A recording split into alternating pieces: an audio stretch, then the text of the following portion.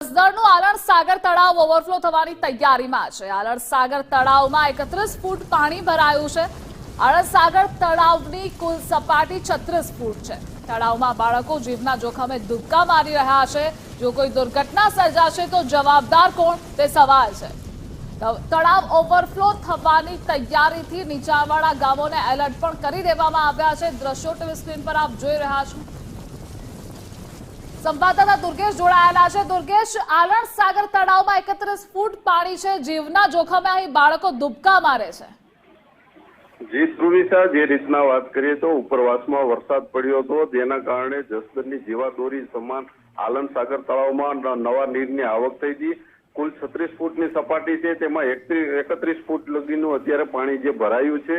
પરંતુ જે તંત્ર છે, તંત્ર દ્વારા જે છે નીચાણવાળા વિસ્તારના ગામોને એલર્ટ કરવામાં આવે છે।